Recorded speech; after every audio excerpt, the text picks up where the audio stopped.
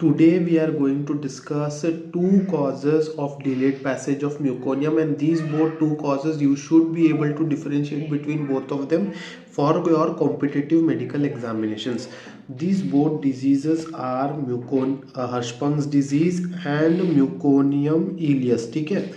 So Hirschsprung's disease, the pathophysiology is going to be failure of migration of neural crest cells. Now what are neural crest cells?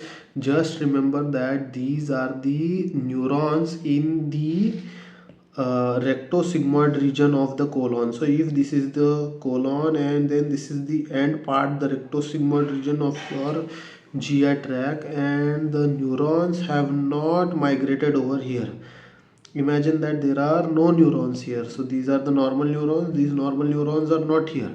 Then this is going to be your Hirschsprung's disease. It just means that there are no neurons in the last part of the GI tract. Now what is Meconium ileus? Meconium ileus is obstruction by incipated stool, which just means that if this is the normal GI tract, a part in the GI tract where this is hard meconium. Now the hard meconium has got stuck over here. Now the meconium cannot go forward. So what will happen backwards? Backwards there is going to be dilatation of the whatever region of GI tract that has been obstructed. Now coming to the level of obstruction in Hirschsprung's disease, as I have told you, there is no neurons in the rectosigmoid region. So obviously the stool is going to come till this part. Meconium is going to come till this part and then it cannot move forward. So the level of obstruction here is going to be the rectosigmoid, whereas Meconium ileus, as the name suggests, the obstruction is in the ileum. Coming to the meconium consistency, the meconium consistency in Hirschsprung's disease is normal, whereas in Meconium ileus, obviously the stool is going to be hard in consistency.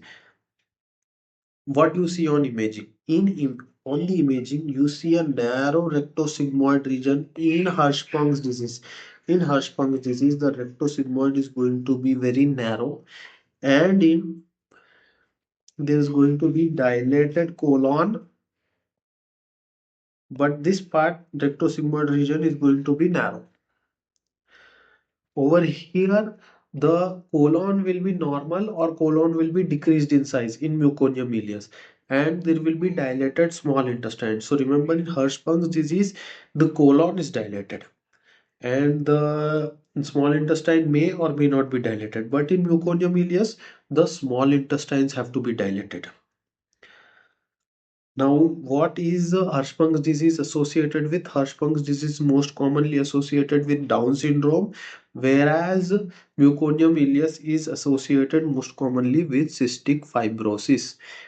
Now, another thing which you need to know, which I have not written in the table, is Hirschsprung's disease has a positive squat test, which means that if you insert the finger in the rectosigmoid region and you clear this narrow passage, there is going to be passage of meconium, means meconium will expel out once you insert the finger.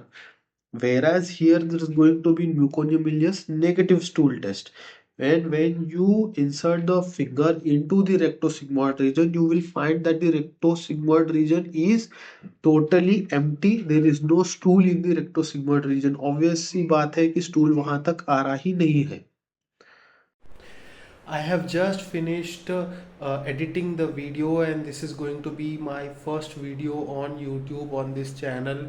But I know that the video quality is not up to the mark, but I am going to improve as I keep uploading consistently. If you guys have any suggestions on how to improve my video editing and video taking skills, kindly let me know. Okay, bye bye.